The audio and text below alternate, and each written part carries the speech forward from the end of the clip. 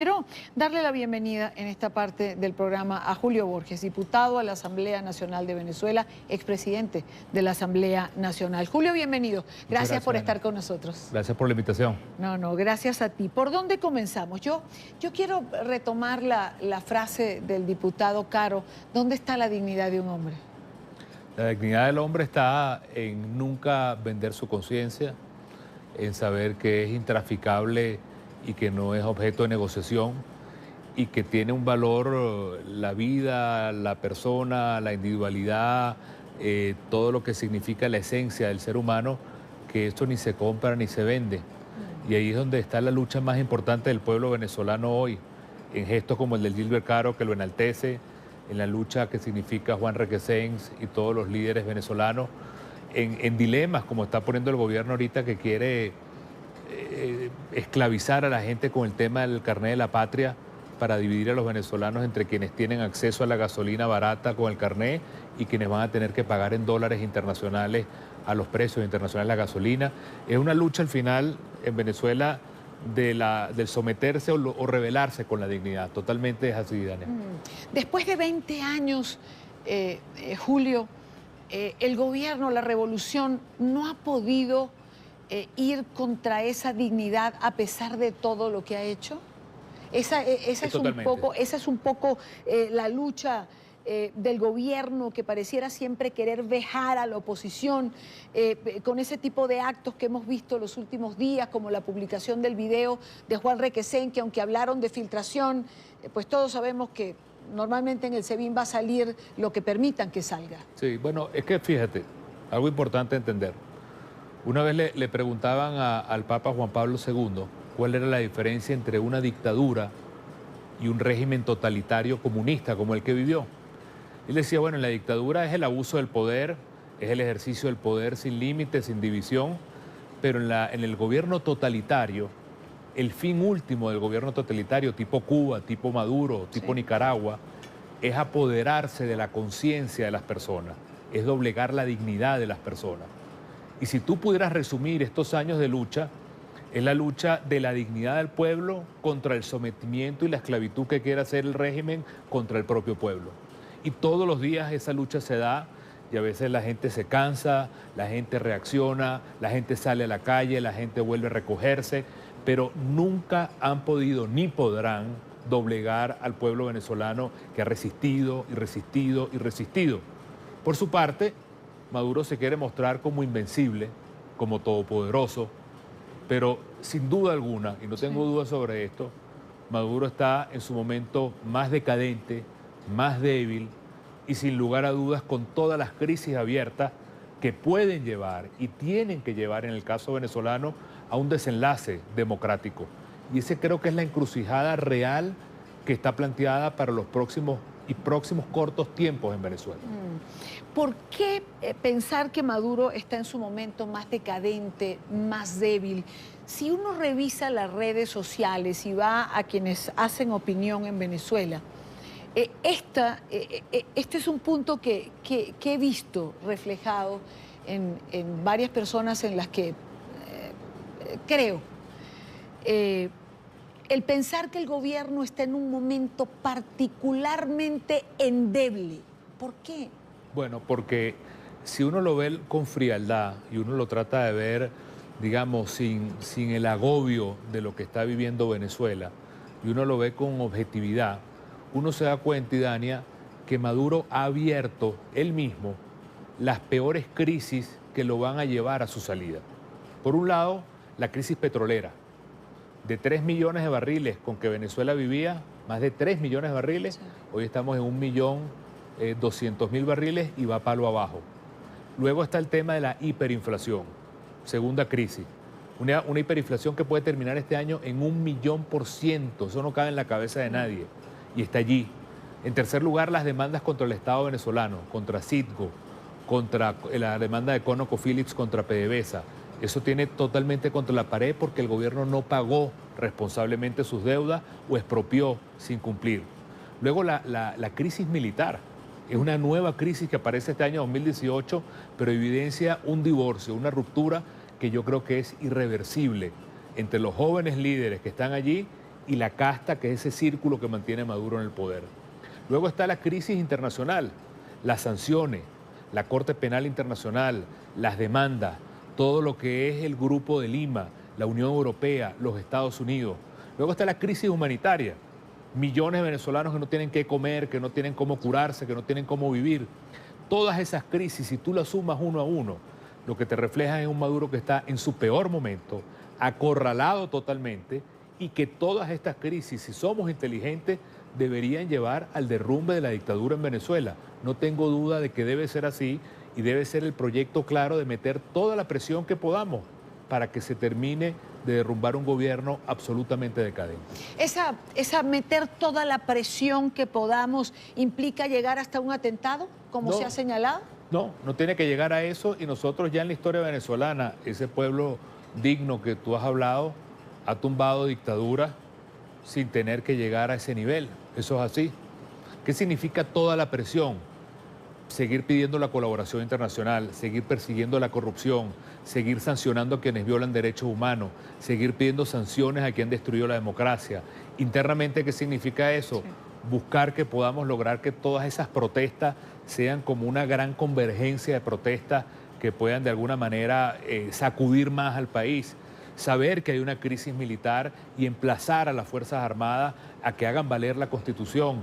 Saber que la economía está destruyendo a Venezuela y que el gobierno nunca va a poder resolverla y que eso más bien va a derrumbar la gobernabilidad. Entonces, yo creo que hay muchos caminos, muchos tableros en los cuales el gobierno ha creado estas crisis, y hay que seguir empujando a estas crisis que ha creado el gobierno para que se derrumbe ese castillo falso que ellos han montado y que se mantiene solamente del miedo y de la represión. ¿Por qué, Julio, se señala tu participación en el evento que ocurrió en Venezuela y que sí ha sido calificado como un atentado, por lo menos, por el gobierno nacional? ¿Por qué Juan Requesens menciona en ese video donde dice que se hablaron para lograr que alguien cruzara la frontera? Bueno, fíjate, apenas ese video salió, la primera reacción nuestra, mía, fue hablar con el papá de Juan Requesens, con quien hablamos todos los días, y es la mejor relación. Y él dijo: Julio, ese no es mi hijo. Quien habló ahí no es mi hijo. Esa es una persona que le intoxicaron o la pusieron contra la pared o la desestabilizaron.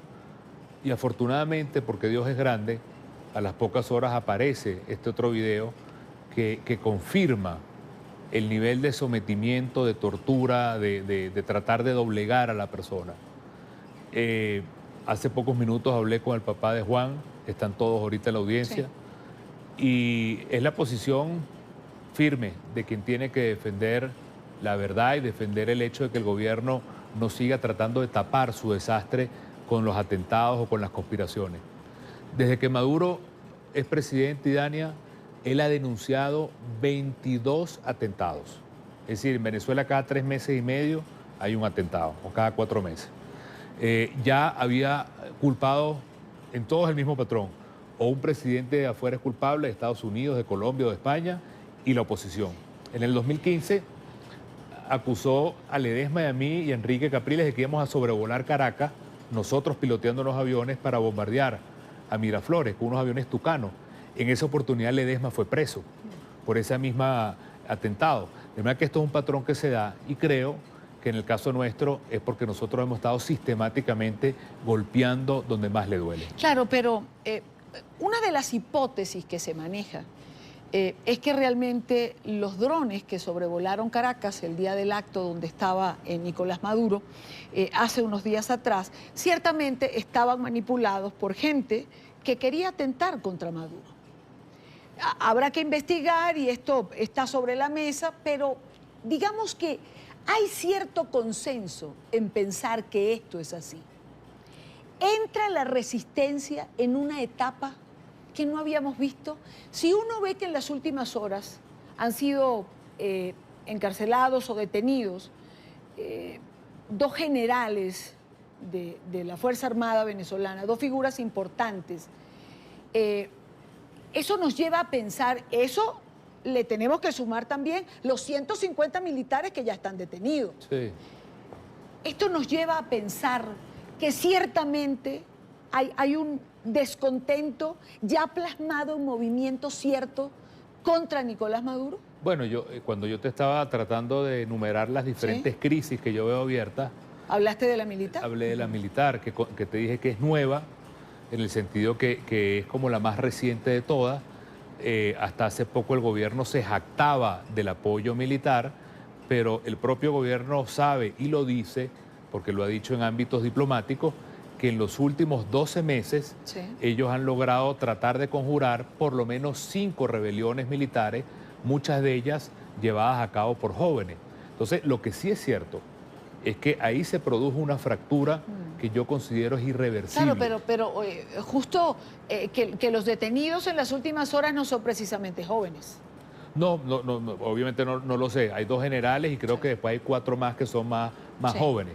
Pero lo que sí muestra es que allí hay un descontento permanente, porque si bien estos son de hoy, de las recientes horas, pero en el mes de junio, en el mes de mayo, llegaron a más de 200 detenidos. En marzo hubo otro grupo importante de detenidos, y siempre son como los líderes naturales de la institución que el gobierno está reprimiendo y reprimiendo. Y en frase de lo que dice el padre Ugalde, Maduro sabe que los militares ya llegaron al tope y son quienes pueden en un momento dado hacer valer la Constitución, porque es lo que está planteado. Una de las cosas que nosotros tenemos que recuperar es el orgullo de que nosotros estamos recuperando la democracia y la Constitución. Quien dio el golpe de Estado o quien ha dado muchos golpes de Estado es Nicolás Maduro, con la constituyente, con las elecciones del 20 de mayo, con muchos eventos.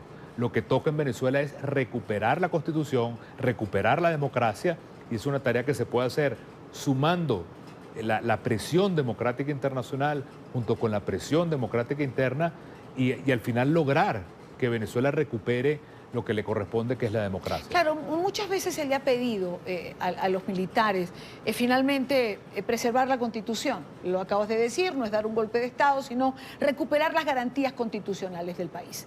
Pero cuando uno ve los focos en una línea de tiempo, lo que uno se pregunta es, a ver, ¿no había manera de que fuese coordinado? ¿No había manera de que pueda ser dentro de un consenso de la fuerza militar? ¿Qué decirle a la Fuerza Armada? Al final, a los que están adentro y a los que quizás están afuera y no se atreven, ¿no? Yo siento que hay un cambio muy importante que ha ocurrido en estos últimos meses. Uno es que la enorme y gigantesca crisis social y humanitaria llegó a las Fuerzas Armadas. Antes era un reflejo, estaba cercana, pero ya se metió en el hueso de las Fuerzas Armadas. Y en segundo lugar, yo creo que después del 20 de mayo, las Fuerzas Armadas entienden que el enemigo próximo de Maduro son ellos. Y Maduro sabe que quien puede en este momento lograr un cambio en el país para imponer la Constitución es la Fuerza Armada. Entonces está esa batalla final entre una Fuerza Armada que sabe que Maduro y los cubanos quieren aniquilar a la Fuerza Armada, y una Fuerza Armada que sabe que tiene que defenderse porque ya le llegó su cabeza a ser cortada por Maduro y los cubanos. Entonces, yo no tengo dudas de una cosa muy importante que quisiera explicarla gráficamente. Sí, por favor. En los últimos tiempos, Maduro se ha sujetado de un trípode que tiene 3 pilares: Fuerzas Armadas, petróleo y Cuba. Ese ha sido su gran sostén. Las Fuerzas Armadas se fracturaron, el petróleo se desplomó y lo único que le queda es Cuba. Entonces, lo que antes eran aliados, que eran las Fuerzas Armadas, ahora son enemigos. Y por eso Maduro y los cubanos saben que tienen que lograr quebrar a las Fuerzas Armadas para que las Fuerzas Armadas ya no sean ese último eslabón que falta para que nosotros podamos tener un cambio en el país. Yo creo que esa batalla se está dando ahorita y por eso la represión la están haciendo los cubanos entre los cuarteles. Además, quebrar la Fuerza Armada al mismo tiempo que pretende aumentar el número de milicianos, porque además lo ha dicho en estos días y además con premura, hay que aumentar el número de milicianos. Después que ellos tuvieron el evento del gobierno donde pusieron preso a más de 200 oficiales, inmediatamente la respuesta fue: vamos a llevar a 1 millón de milicianos, el componente de las milicias. Hace pocos días volvieron con ese tema, porque eso es la fotocopia del modelo de sustituir una Fuerza Armada profesional e institucional por un modelo donde se partidiza y se politiza y se corrompe el cuerpo armado de un país. Ese proceso es el que está en juego en este momento. Ahora, ¿qué pasa después de este atentado con la oposición. ¿Qué pasa, por ejemplo, o qué pasó en los encuentros que se dieron en Colombia a propósito de la toma de posesión del nuevo presidente Iván Duque, donde confluyeron varios representantes invitados al acto de distintos partidos de Venezuela? Bueno, hay un reclamo y hay una demanda evidente de unidad en todas partes. Y es una especie de reclamo que tiene todo el sentido, que te lo hacen los gobiernos, las cancillerías, los parlamentos. Yo lo que trato de explicar, Idania, es que más allá de que puedan haber visiones diferentes dentro de la oposición, claro, yo lo que pido también es comprender que nosotros hemos vivido lo que yo llamo un naufragio, es como un terremoto. Si tú te pones a ver, los principales partidos políticos de Venezuela están ilegalizados. Mi partido, Primero Justicia, está ilegalizado. Voluntad Popular de Leopoldo López, ilegalizado. Acción Democrática, ilegalizado. Y así todos los partidos están ilegalizados. Los principales líderes, antes de las supuestas elecciones fraudulentas, o estaban en la cárcel como Leopoldo, o inhabilitados como Enrique, o en el exilio como Antonio Ledesma, o perseguidos como María Corina. Entonces, nosotros estamos como recuperándonos de lo que ha sido una persecución colectiva muy fuerte, pero eso no es excusa para que nosotros no tengamos en este momento el vigor de poder lograr no solamente unir a los políticos, sino al país entero en una experiencia que permita crear un bloque nacional contra la dictadura. Claro. Ese es el reto que tenemos ahora por delante, sin lugar a dudas. Además de que yo conversaba con Antonio Ledesma hace unos días atrás, y él decía que no se produjo una reunión, que fueron varias, ¿no? Hubo de repente crítica en Venezuela por la reunión y uno se pregunta, bueno, se critica porque no se reúne, pero entonces cuando se reúne también se critica. Sí. A ver, la unidad no se construye sino a través del diálogo y a través de poniendo sobre la mesa una agenda de trabajo que se tenga. Totalmente. ¿Qué hay en esa agenda de trabajo? Mira, ¿hubo acuerdos particulares? Se lo pregunté a Antonio Ledesma y Antonio me decía, sí, hay acuerdos particulares. Por ejemplo, no ir a las elecciones mientras Maduro esté. No aceptar un diálogo que no tenga condiciones porque está demostrado que el diálogo no lleva a ninguna parte. ¿Se trabaja sobre un paro general o una huelga nacional? Recuerdo esos 3 puntos, básicamente. Sí, la idea es cómo lograr unificar un solo mapa donde todo el mundo pueda transitarlo, todo el mundo pueda caminar por ese mapa. ¿Cómo simplificaría yo ese plan de vuelo, ese mapa? Un poco de la siguiente manera. Nosotros tenemos que estar claros en temas como el electoral, es el gobierno el que los ha cerrado. Nosotros, ¿qué más quisiéramos? Que hubiera condiciones para hacer elecciones en Venezuela, no las hay. Y nosotros estamos claros que todos los eventos que muestra el gobierno, como el de concejales, o el referéndum revocatorio de diputados, son cosas que nosotros tenemos que mantener la misma postura de no participar y de hacer un boicot electoral al gobierno. En segundo lugar, el gobierno va a comenzar, creo yo, en la medida en que la crisis se haga más aguda de lo ya aguda que está, a empezar con temas como el diálogo, a buscar algún tipo de acercamiento. Esa etapa que yo la viví y puedo hablar con mucha propiedad en República Dominicana se cerró, se hizo justo ante las elecciones para saber si se podía lograr unas elecciones limpias. No se logró, lamentablemente, pero ahora no tiene ningún sentido hacerlo. Y creo que el otro tema también importante es cómo lograr transformar la lucha social en un hecho político. Y al mismo tiempo, cómo lograr poder tener el músculo, la fuerza, para poder tener más presión dentro de Venezuela. Porque en este momento el país está también contra la pared, porque como hemos dicho, aunque Maduro está arrinconado y débil, Maduro también está en una posición que lo único que le queda es la fuerza bruta. La represión contra los periodistas, la represión contra los profesores, contra las enfermeras, contra los diputados.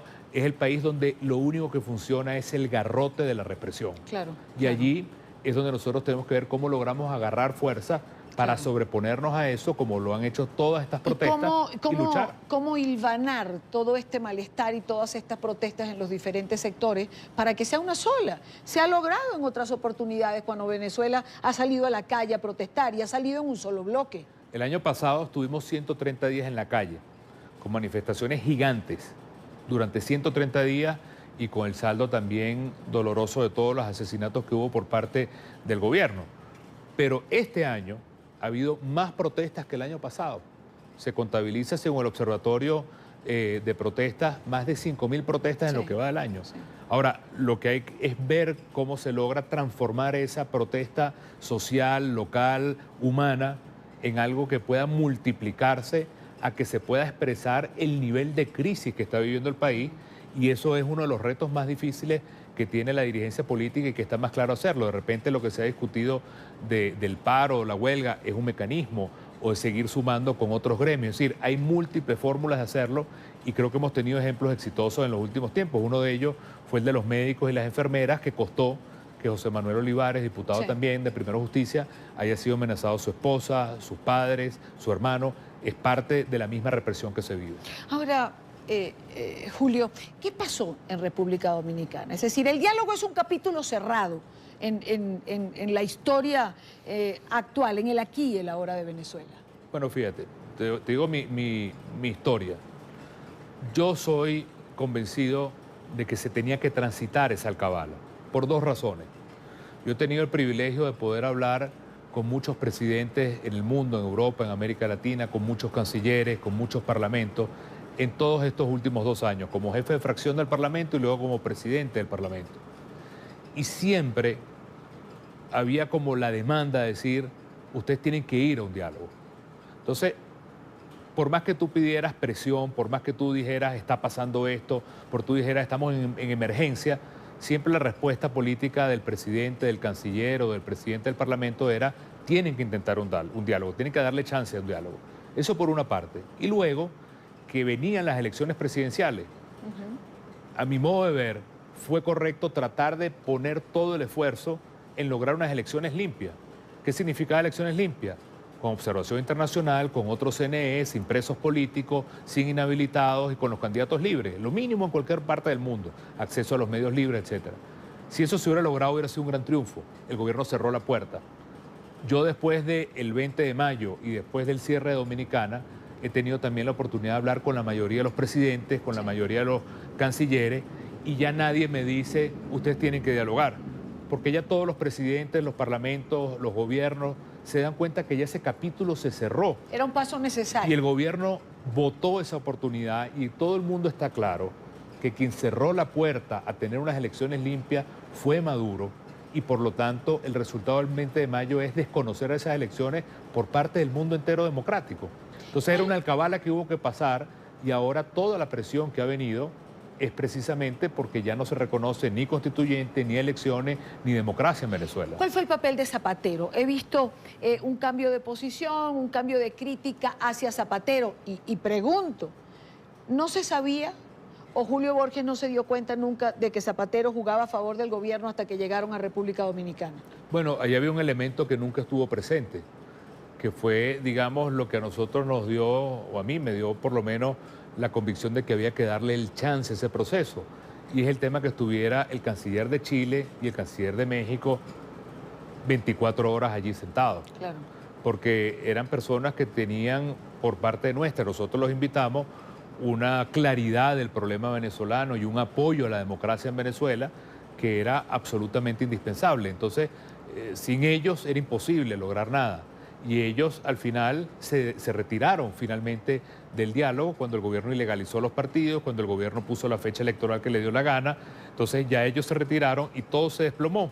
En esa fase final lo que hubo fue una presión brutal para que firmáramos sí o sí, para que reconociéramos la constituyente sí o sí, para que reconociéramos el CNE sí o sí, y ahí es donde hubo un quiebre que, dentro de muchas otras cosas que hemos hecho, como lograr el cierre financiero del gobierno y las sanciones, produjo una de las cosas que el gobierno no perdona. Pero en todo caso, del papel de mediador se pasó al papel del abogado.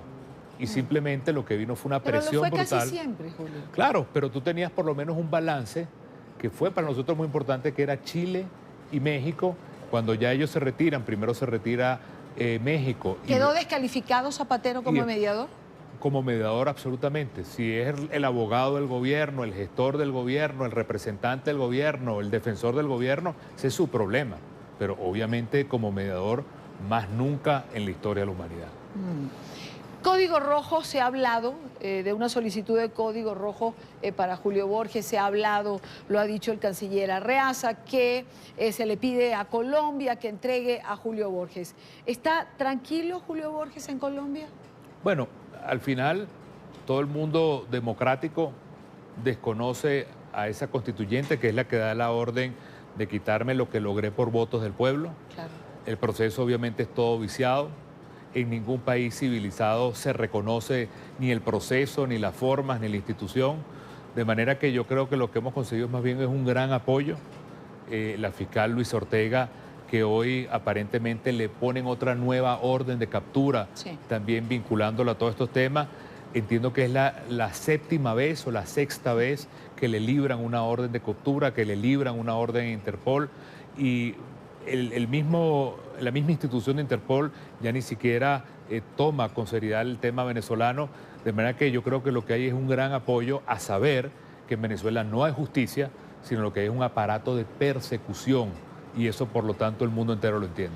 Ahora que menciona Julio Borges a la fiscal, mañana el Tribunal Supremo en el exilio, el Tribunal Legítimo, como ellos se califican, va a sentenciar en relación al juicio a Nicolás Maduro por el caso Odebrecht, donde la fiscal ha acusado y ha presentado pruebas. La primera pregunta en relación a esto, Julio, es: ¿tiene facultades este tribunal para juzgar a Maduro? Fíjate, yo le doy una enorme importancia a este proceso por varias cosas. La primera de ellas es que Odebrecht ha sido un terremoto mundial, en América Latina más, pero ha sido mundial. Y el único país donde no ha pasado nada, y es quizás el país más corrompido y que tiene más abusos y más casos de Odebrecht y toda la corrupción de Odebrecht, es Venezuela. El valor que tiene que el tribunal y la fiscal estén presentándole al mundo pruebas sólidas, concretas, que han tumbado gobiernos en otros casos por la corrupción, que han tumbado ministros, que han tumbado funcionarios, y que en Venezuela no ha pasado nada, es para nosotros de un enorme valor. Y en segundo lugar, pone una presión cierta sobre quienes están en el poder en Venezuela, que ellos nunca se van a escapar de la corrupción. Nunca se van a escapar de la violación de derechos humanos. Son legítimos para hacer esto. Fueron nombrados cuando Julio Borges era presidente de la Asamblea Nacional. ¿Son el tribunal legítimo? ¿Tienen facultad para tomar esta sentencia? Absolutamente. Son el tribunal que, así como la Asamblea, el gobierno ha querido destruirla, igual este tribunal y estos magistrados nombrados, el gobierno ha querido, como ha sido el caso, destruirlos y llevarlos al exilio. Pero ese es un proceso que al final el gobierno es el que va a terminar destruyéndose a sí mismo, porque es insostenible la situación del país. De manera que yo le doy mucho valor a lo que se está haciendo. Tiene un vacío que se está llenando, que en Venezuela es totalmente impunidad, y creo que es una labor que va a servir para hoy, para mañana y para siempre. Una respuesta breve, pero no quiero despedirte, ya tengo que ir al corte, sin preguntar sobre un manejo político que desde ayer pareciera intentar entorpecer lo que va a ser la sentencia del tribunal, que ha sesionado, por cierto, en el Congreso de Colombia durante todos estos días, en este juicio que se le sigue a Maduro. ¿Qué hay detrás de esto? No comprendo. Tú dices que hay como una especie... Hay una maniobra política, no conozco cuál es, pero desde ayer noche se está presiones políticas sobre el tribunal para que no sentencie negativamente en contra de Maduro. Lo desconozco totalmente, la verdad, lo desconozco. Es decir, que hay una presión para negar o para frenar esa sentencia. Sí. Bueno, si la hay, te puedo asegurar que siento que hay una determinación muy clara. Se ha presentado el caso de manera muy sólida por parte de la fiscal, de manera que si esa intención existe, estoy seguro que se va a dar contra la pared. Eso no lo veo, la verdad. ¿Venezuela tiene esperanza de encontrar un destino distinto, Julio? Totalmente. Yo estoy convencido, Dani, que en este momento tan difícil, con toda esta crisis que hay, la gente se sentirá que está aplastada, que está encerrada en un cuarto oscuro, pero son precisamente en estos momentos límites donde sale lo mejor de la gente, de nuestro pueblo, y donde se terminan derrumbando las dictaduras. El muro de Berlín cayó y nadie pensaba que iba a caer 24 horas antes. Pérez Jiménez se religió con el referéndum, el plebiscito, y se creía eterno, Fujimori también. De manera que estos gobiernos que parecen gigantes se terminan derrumbando en segundos. Y creo que así va a ser el caso venezolano. Julio Borges, diputado a la Asamblea Nacional en Venezuela. Gracias, Julio, por estar aquí. Muchas gracias.